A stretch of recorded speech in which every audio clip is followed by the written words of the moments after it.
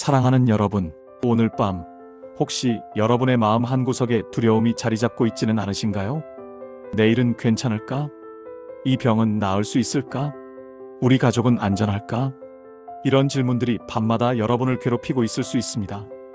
저는 지난 25년간 목회를 하면서 수많은 성도들을 만났습니다. 그분들 중 많은 이들이 똑같은 고민을 안고 계셨습니다. 건강의 위협 앞에서 무너지는 분들, 갑작스러운 사고로 가족을 잃은 분들, 경제적 어려움으로 잠 못 이루는 분들. 그런데 말입니다. 똑같은 환경 속에서도 어떤 분들은 놀라운 평안을 유지하고 계셨습니다.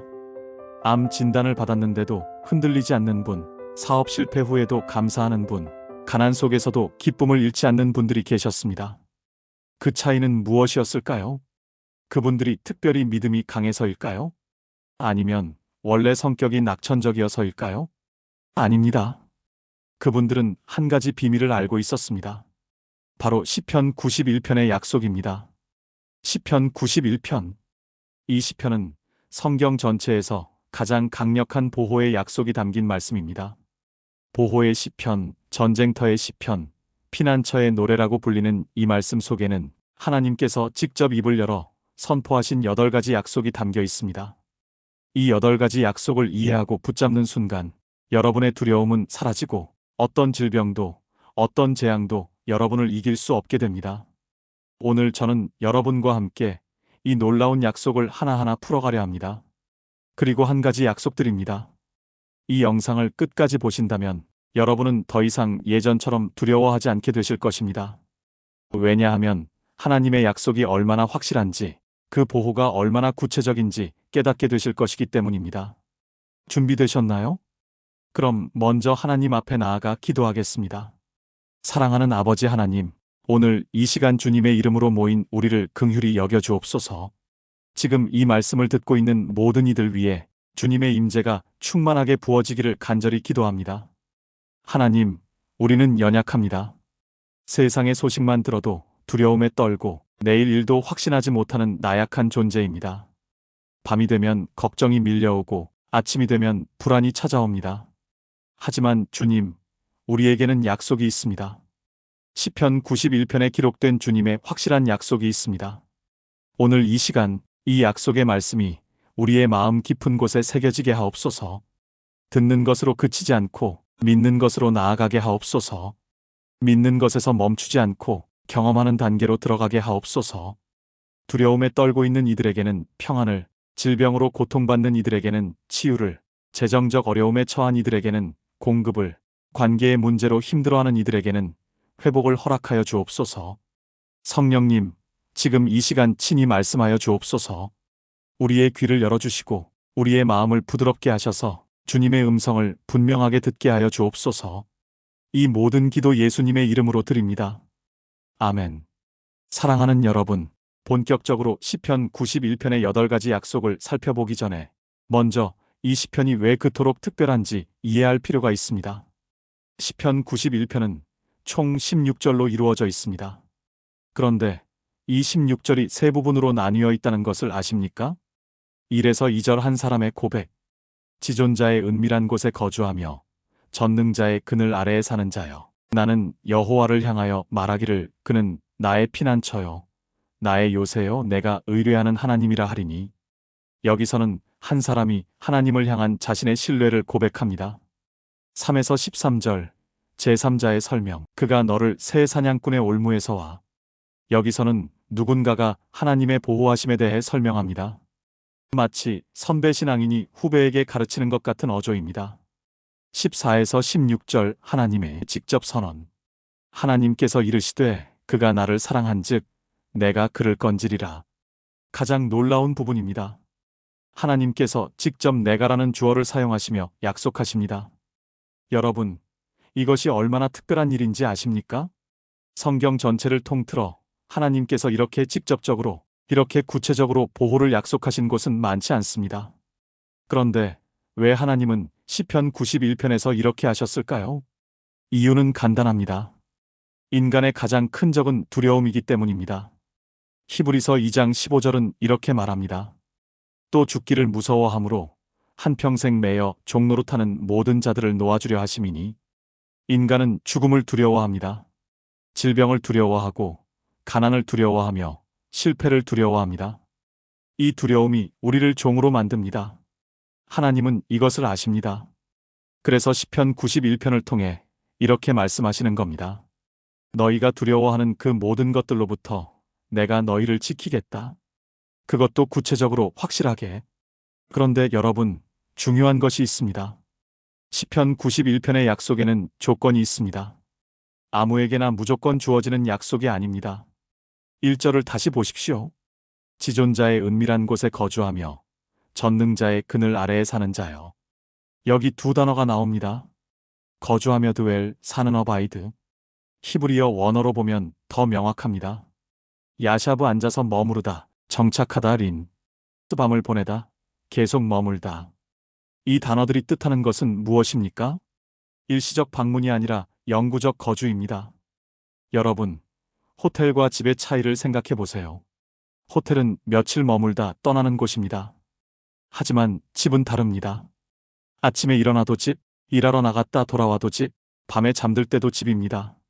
시편 91편의 약속은 하나님을 호텔처럼 이용하는 사람이 아니라 하나님 안에 집을 정한 사람에게 주어지는 것입니다. 그렇다면 구체적으로 어떻게 하는 것이 거함일까요? 첫째, 매일 하나님과 시간을 보내는 것입니다. 집에 사는 사람은 매일 집에 들어갑니다. 마찬가지로 하나님 안에 거하는 사람은 매일 하나님께 나아갑니다. 기도로, 말씀으로, 찬양으로. 5분이든 10분이든 형식보다 중요한 것은 매일입니다. 둘째, 하나님을 삶의 중심에 두는 것입니다. 집은 우리 삶의 중심입니다. 모든 활동이 집에서 시작되고 집으로 돌아옵니다. 하나님 안에 거한다는 것은 모든 결정을 하나님께 여쭙고 모든 계획을 하나님과 상의하며 모든 문제를 하나님께 가져오는 것입니다. 셋째, 하나님의 임재를 의식하며 사는 것입니다. 집에 있을 때 우리는 편안합니다. 왜냐하면 이곳이 안전하다는 것을 알기 때문입니다. 하나님 안에 거하는 사람은 항상 하나님의 임재를 의식합니다. 하나님이 나와 함께 계시다. 이 의식이 삶의 모든 순간에 있을 때 그것이 바로 거함입니다. 혹시 지금 이렇게 생각하시는 분이 계십니까? 목사님, 저는 그렇게 경건하지 못한데요. 저는 매일 기도 시간도 제대로 못 갖는데요. 괜찮습니다. 완벽해야 거할 수 있는 것이 아닙니다. 중요한 것은 방향입니다. 여러분의 마음이 하나님을 향하고 있습니까? 여러분의 발걸음이 하나님께로 향하고 있습니까? 비록 느리더라도, 비록 넘어지더라도 계속 하나님을 향해 나아가고 있다면 그것이 바로 거함의 시작입니다. 이제 본격적으로 하나님께서 직접 선언하신 8가지 약속을 살펴보겠습니다. 14에서 16절을 함께 읽어보겠습니다. 하나님께서 이르시되 그가 나를 사랑한즉 내가 그를 건지리라. 그가 내 이름을 안즉 내가 그를 높이리라. 그가 내게 간구하리니 내가 그에게 응답하리라. 그들이 환난당할 때에 내가 그와 함께하여 그를 건지고 영화롭게 하리라. 그를 장수하게 함으로 그를 만족하게 하며 나의 구원을 그에게 보이리라 하시도다. 이 3절 안에 내가라는 단어가 몇 번 나올까요? 무려 8번입니다. 하나님께서 내가 하시며 연속으로 약속하십니다. 이제 하나씩 살펴보겠습니다. 약속 1, 내가 그를 건지리라. 14절 상반절. 첫 번째 약속은 구원 딜리버런스입니다. 건지다의 히브리어는 팔라피에이엘에이티입니다. 이 단어는 위험에서 끌어내다, 도망치게 하다는 뜻입니다. 여러분이 위험에 빠졌을 때 하나님께서 직접 개입하셔서 그 위험에서 끌어내신다는 약속입니다. 이것은 과거에도 그러셨고 현재에도 그러하시며 미래에도 그러하실 것입니다. 출애굽기의 홍해 사건을 기억하십니까? 이스라엘 백성이 아픈 바다여 뒤는 애굽 군대였을 때 하나님께서 홍해를 가르셔서 건지셨습니다. 다니엘서의 사자골 사건은 어떻습니까? 사자 입이 봉해져서 다니엘을 해하지 못했습니다. 이것이 바로 건지심입니다. 약속 2, 내가 그를 높이리라. 14절 하반절. 두 번째 약속은 고양이 XALTATION입니다. 높이다의 히브리어는 사가브 SHAB입니다. 이 단어는 높은 곳에 두다, 보호하다, 방어하다는 뜻입니다. 단순히 위험에서 구출하는 것을 넘어서 높은 곳에 두셔서 안전하게 하신다는 약속입니다. 산 꼭대기에 있는 성을 생각해 보세요. 저기 올라오려면 시간이 걸립니다. 그 사이에 대비할 수 있습니다. 하나님께서 우리를 높은 곳에 두신다는 것은 우리를 적의 공격이 쉽게 닿지 않는 곳에 두신다는 의미입니다. 약속 3내가 그에게 응답하리라 15절 상반절. 세 번째 약속은 응답 앤서입니다. 여러분, 기도의 가장 큰 고민이 무엇입니까? 하나님이 정말 내 기도를 들으실까? 이 의심입니다. 하지만 하나님은 분명히 말씀하십니다. 내가 응답하리라. 조건부가 아닙니다. 내가 기분 좋으면 응답하리라가 아닙니다. 내가 응답하리라. 확실한 약속입니다. 물론 응답의 방식과 시기는 하나님의 지혜에 따릅니다. 우리가 원하는 대로, 우리가 원하는 때에 주시지 않을 수 있습니다. 하지만 한 가지는 확실합니다. 하나님은 반드시 응답하신다는 것입니다. 약속 4내가 그와 함께하리라 15절 중반절. 네 번째 약속은 임재 프레전스입니다. 함께하다의 히브리어는 임마드 IMMAD입니다. 이것은 단순히 같은 공간에 있다는 의미를 넘어 고난 한가운데서 함께 있다는 뜻입니다. 환난당할 때에 내가 그와 함께하여. 주목하세요.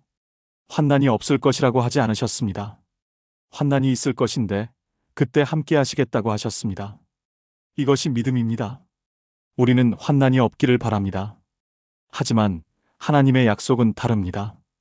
환난은 있을 것이다. 그러나 내가 혼자가 아닐 것이다. 내가 함께 할 것이다. 이것이 우리가 붙잡아야 할 약속입니다. 약속 5내가 그를 건지리라 15절 하반절 반복. 다섯 번째 약속은 첫 번째 약속의 반복입니다. 그런데 왜 또 반복하실까요? 문맥을 보면 이해됩니다. 첫 번째 건지심은 환난 전의 보호입니다.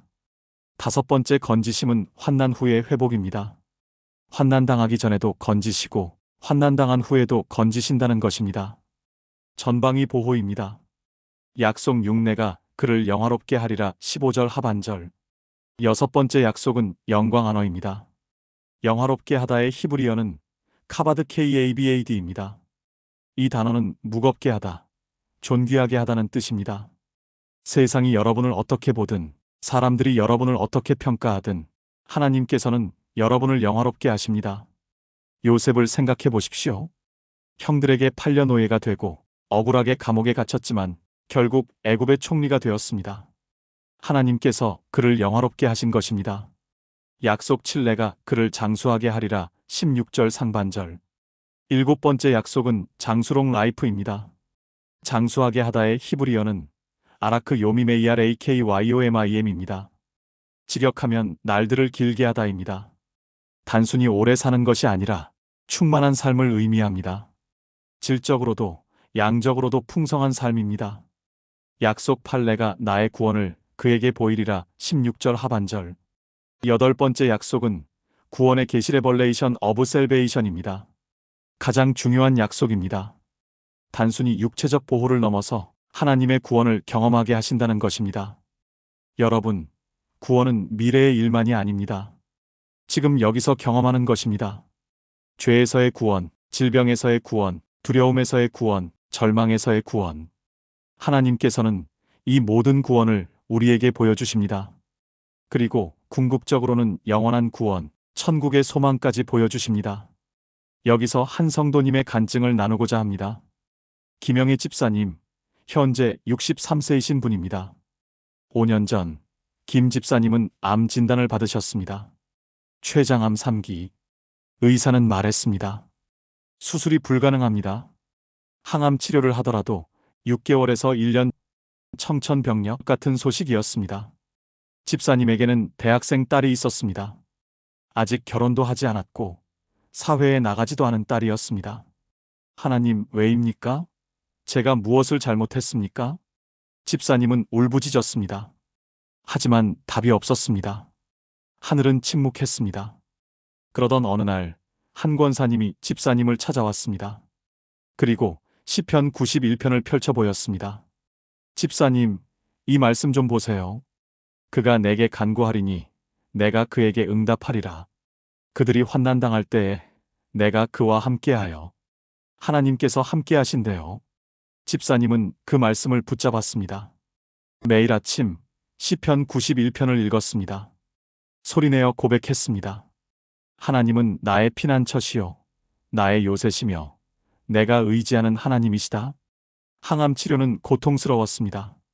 머리카락이 빠지고 체중이 줄고 몸은 쇠약해졌습니다. 하지만 집사님의 고백은 계속되었습니다.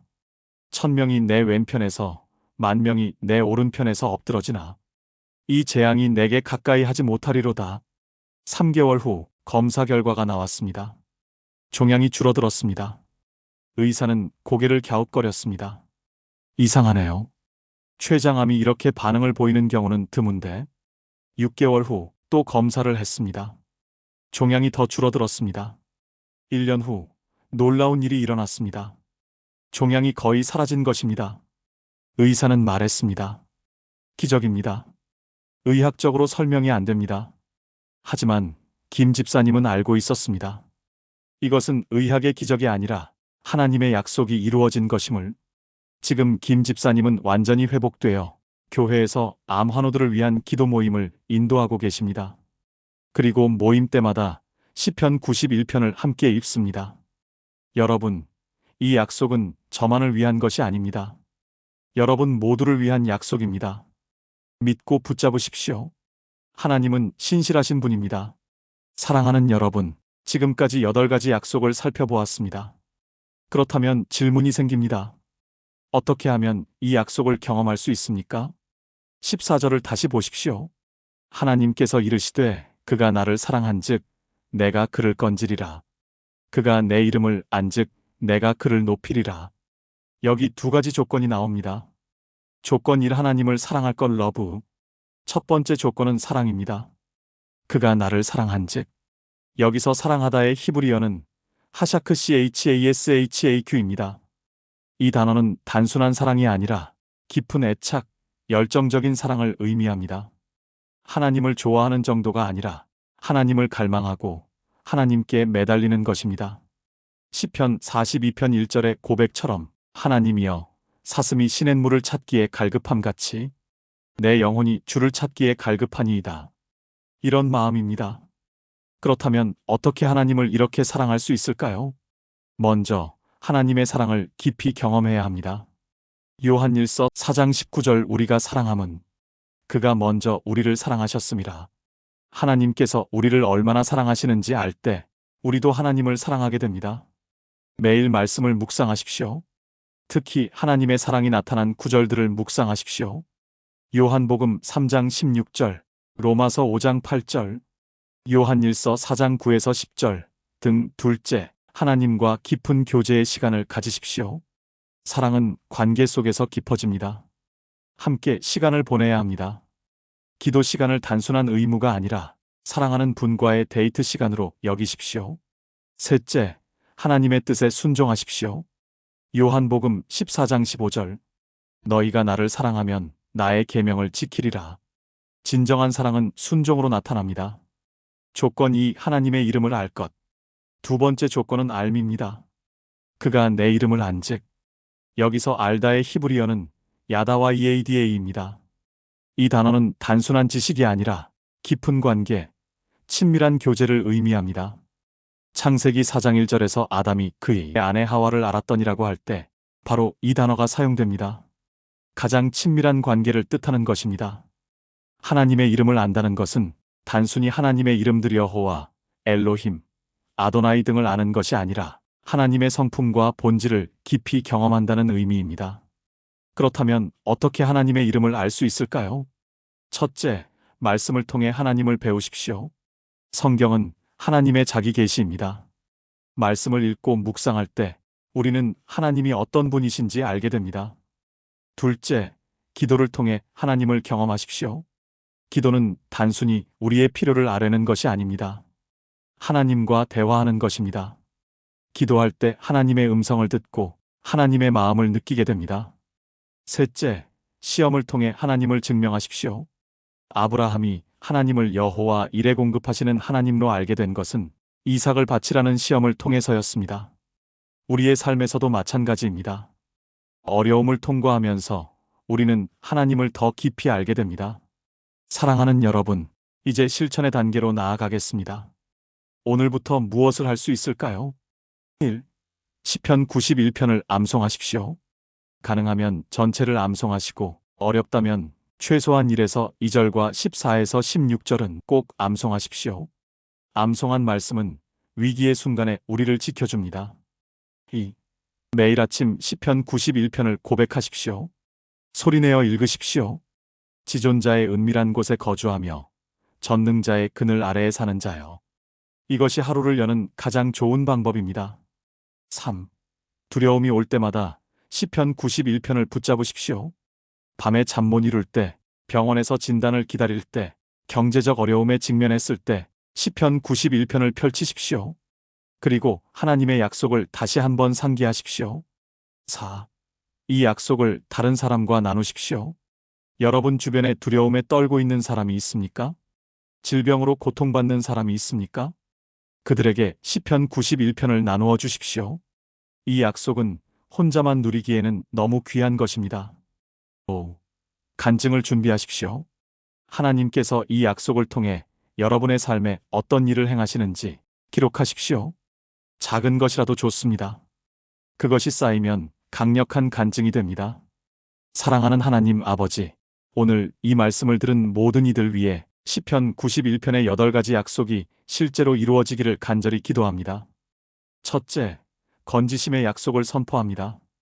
지금 이 말씀을 듣고 있는 모든 이들을 그들이 처한 모든 위험과 올무에서 건져 주옵소서. 질병의 올무에서, 재정적 어려움의 올무에서, 관계의 올무에서, 죄의 올무에서 건져 주옵소서. 둘째, 높이심의 약속을 선포합니다. 세상이 낮추고 사람들이 무시하더라도 주님께서 그들을 높은 곳에 두시고 적의 공격이 닿지 않는 안전한 곳에 두시옵소서. 셋째, 응답의 약속을 선포합니다. 그들의 기도를 들어주옵소서. 오랫동안 간구해온 그 기도, 눈물로 드린 그 기도를 기억하시고 주님의 때에 응답하여 주옵소서. 넷째, 임재의 약속을 선포합니다. 환난 가운데서도 그들과 함께하여 주옵소서. 외롭지 않게 하시고 두렵지 않게 하시며 주님의 손길을 느끼게 하여 주옵소서. 다섯째, 거듭된 건지심의 약속을 선포합니다. 환난 후에도 그들을 건지시고 완전한 회복으로 인도하여 주옵소서. 여섯째, 영광의 약속을 선포합니다.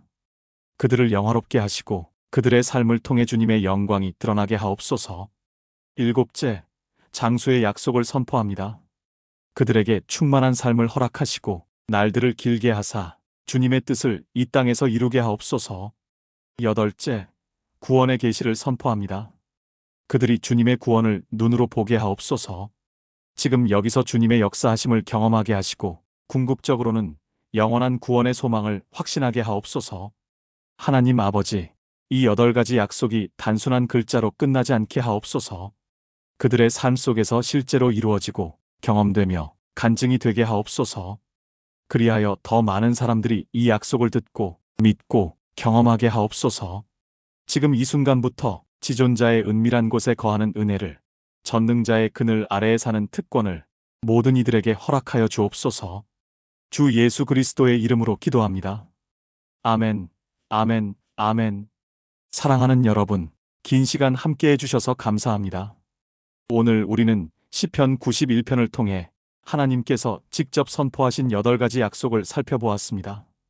이 약속들을 다시 한번 정리하면 건지심, 높이심, 응답하심, 함께하심, 거듭 건지심, 영화롭게 하심, 장숙해 하심, 구원을 보이심. 이 8가지 약속은 여러분만을 위한 것이 아닙니다. 하나님 안에 거하는 모든 사람을 위한 것입니다. 오늘부터 이 약속을 붙잡으십시오. 매일 아침 일어나서 지존자의 은밀한 곳에 거주하며 전능자의 그늘 아래에 사는 자여. 이렇게 고백하십시오. 두려움이 찾아올 때 1000명이 내 왼편에서 10,000명이 내 오른편에서 엎드러지나 이 재앙이 내게 가까이 하지 못하리로다. 이렇게 선포하십시오. 질병의 진단을 받았을 때 그가 내게 간구하리니 내가 그에게 응답하리라. 이 약속을 붙잡으십시오.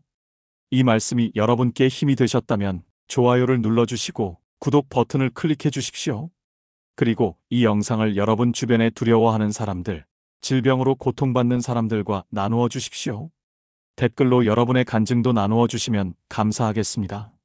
저도 시편 91편의 약속을 경험했습니다. 이런 간증들이 다른 사람들에게 큰 힘이 됩니다. 다음 영상에서 또 만나 뵙겠습니다. 여러분 모두에게 지존자의 은밀한 곳에 거하는 은혜가 전능자의 그늘 아래에 사는 평안이 충만하기를 축복합니다. 하나님의 8가지 약속이 여러분의 삶 속에서 생생하게 이루어지기를 기도합니다. 사랑합니다. 그리고 축복합니다. 아멘.